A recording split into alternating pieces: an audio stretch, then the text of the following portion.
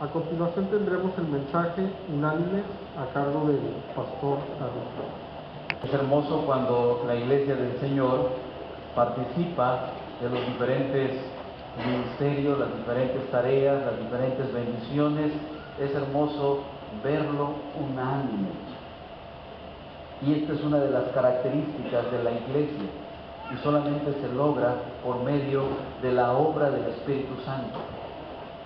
¿Cómo es que el Espíritu Santo une a su Iglesia? ¿Cómo es que el Espíritu Santo nos da esa habilidad, esa fuerza para poder estar unánimes?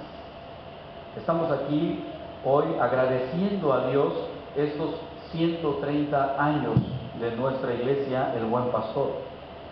Pero son 150 años desde el inicio de la obra misionera en esta ciudad, de la cual también somos parte. Entonces somos parte del inicio de la obra evangélica en esta ciudad. Es un gran privilegio, pero también es una gran responsabilidad. Y a través de todos estos años hemos sido testigos de que la gracia de Dios ha funcionado en la vida de muchas personas, que muchas familias han conocido la gracia de nuestro Dios, y que es a través de la labor misionera de cada uno de nosotros. Hay recuerdos del inicio tal vez de la obra, lo hemos visto a través de imágenes, a través de videos. Nos hemos dado cuenta de cómo se ha venido conformando esta iglesia. Y bueno, hoy no solamente es un motivo de gratitud, me parece que es un buen momento también para proyectarnos hacia lo que sigue. Habíamos estado preparándonos y durante todo este año 2014 dedicamos el año del 130 aniversario y no hay fecha que no se cumpla. Hasta aquí el Señor nos ha ayudado. ¿Pero qué sigue? ¿Cuál es la visión de la iglesia para los próximos años? A nivel de educación tenemos un proyecto bien definido en donde queremos seguir avanzando. A nivel de evangelización y misiones también tenemos retos y desafíos en Pesquería, en Juárez, en Apodaca, en García, en San Nicolás y en el área metropolitana de Monterrey. Hay muchas tareas por realizar. Y es una tarea que va a permanecer hasta el último momento, en cuando el Rey de Reyes aparezca por segunda vez.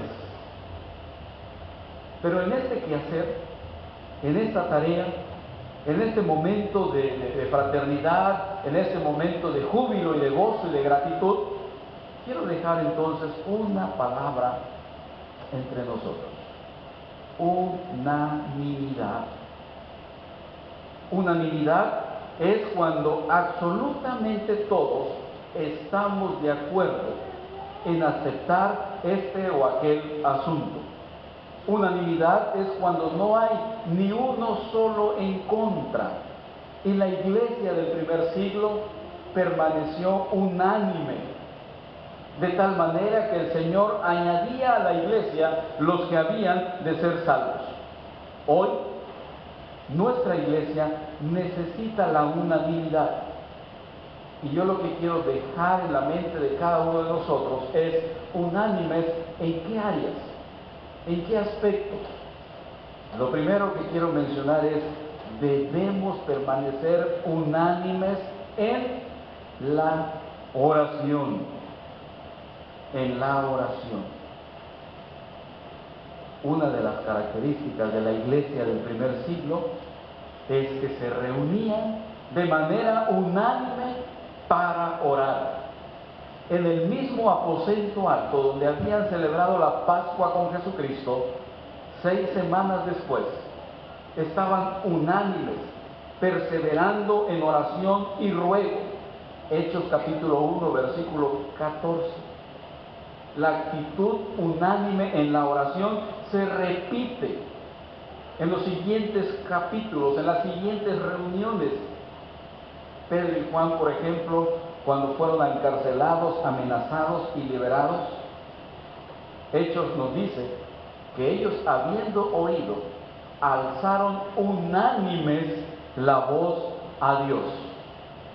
Yo quisiera, hermanos, animarles para que nuestra iglesia se caracterice por mantener la unanimidad en la oración, que la práctica de la oración sea una de las características de esta nuestra iglesia, y eso nos lleve a tener una iglesia saludable, y eso nos lleve también a fortalecer y a crecer.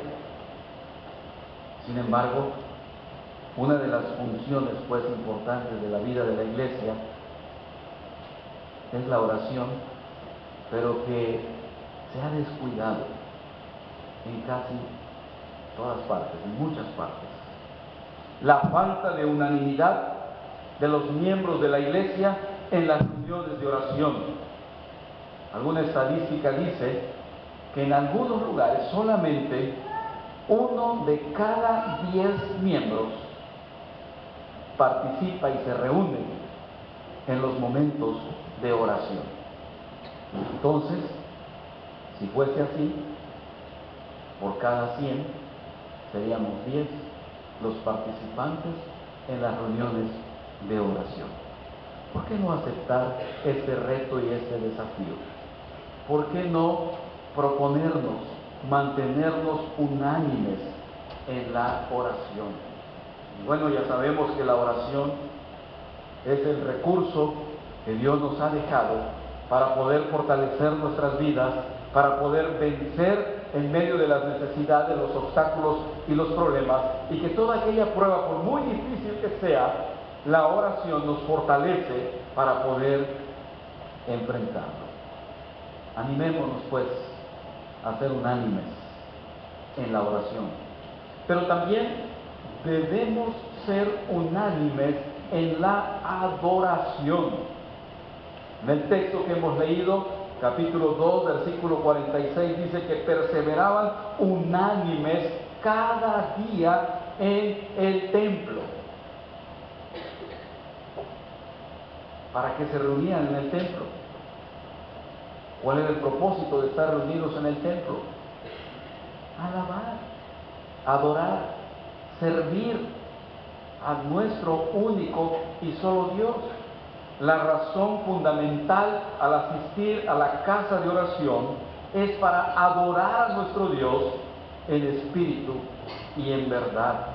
Estimados hermanos, las puertas de este templo siempre han estado abiertas en horarios ampliamente conocidos para poder participar de la adoración, de la alabanza, del canto a nuestro Dios.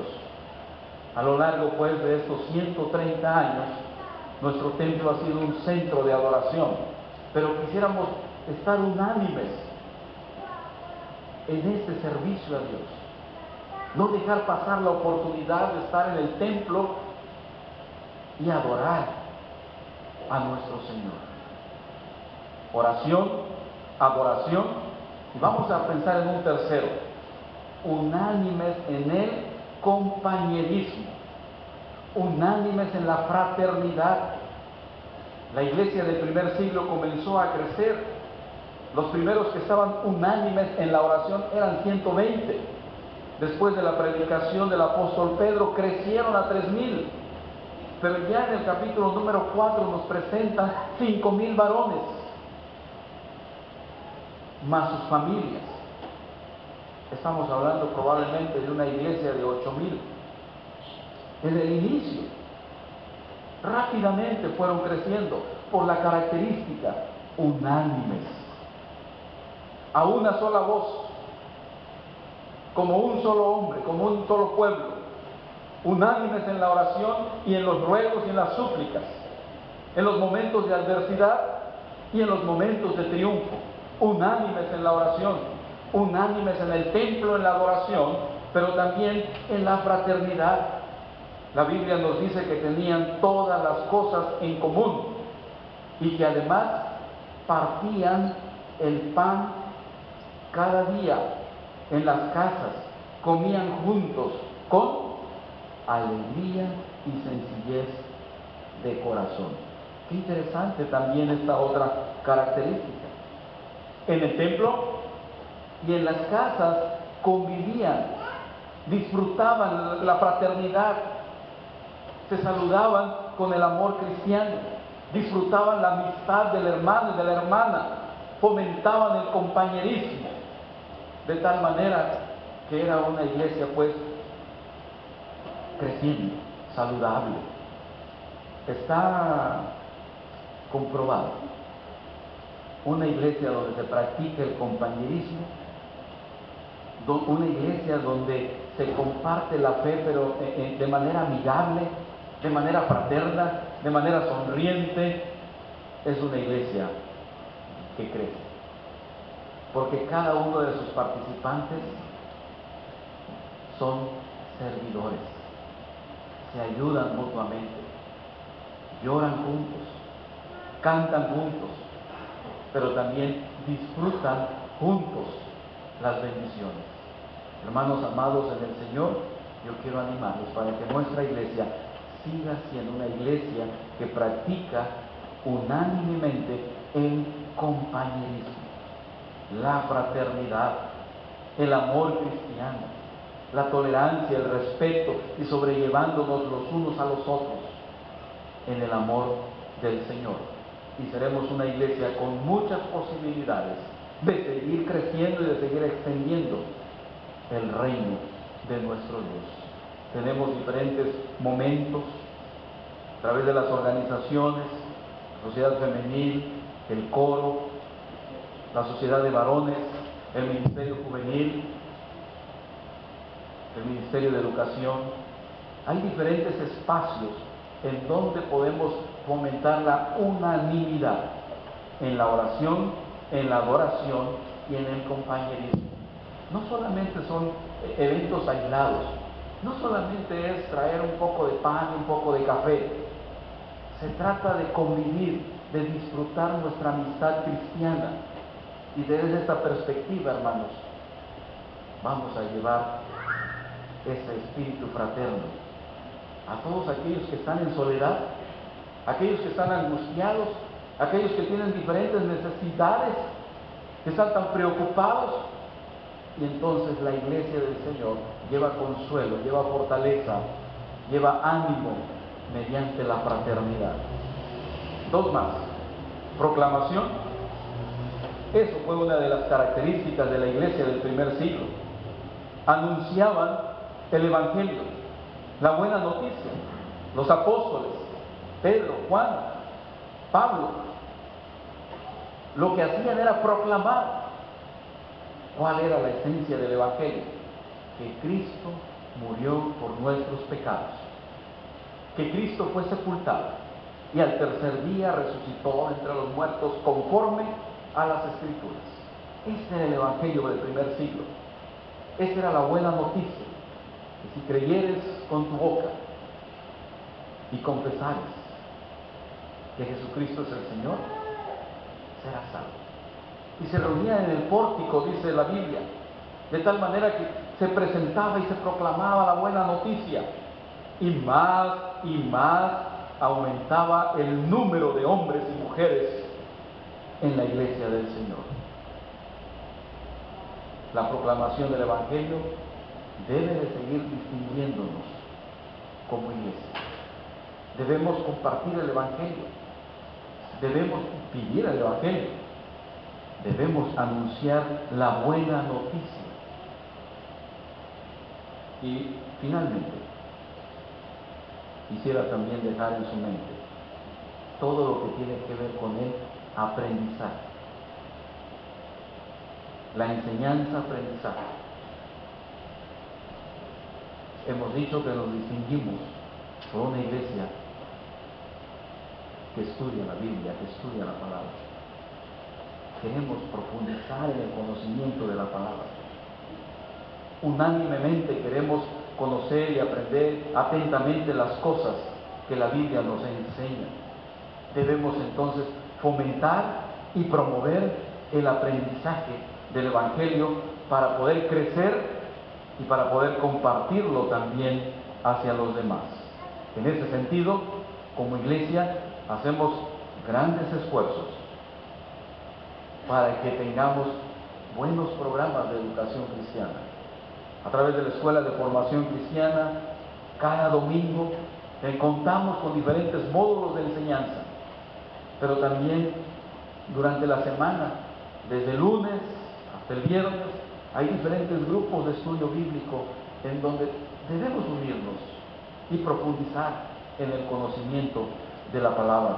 La Biblia dice: perseveraban en la doctrina de los apóstoles, en la comunión unos con otros, en el partimiento del pan y en las oraciones. Perseveraban unánimes cada día en el templo, alabando a Dios y teniendo favor con todo el pueblo. Y el Señor añadía a la iglesia los que habían de ser salvos. Demos gracias al Señor por esta herencia, solo por la gracia soberana de Él. Pero hoy, entonces, nos proyectemos como iglesia, como familia, como ministerios. La iglesia es un cuerpo vivo y todo cuerpo vivo crece, de tal manera que nuestra naturaleza es hacia el crecimiento. Vamos pues a seguir extendiendo la obra y el reino de Dios, pero vamos a hacerlo unánimes. La oración, la adoración, el compañerismo, la proclamación y la educación cristiana. Que Dios nos bendiga como iglesia y que el Señor se siga manifestando entre nosotros para la gloria de Él. Amén.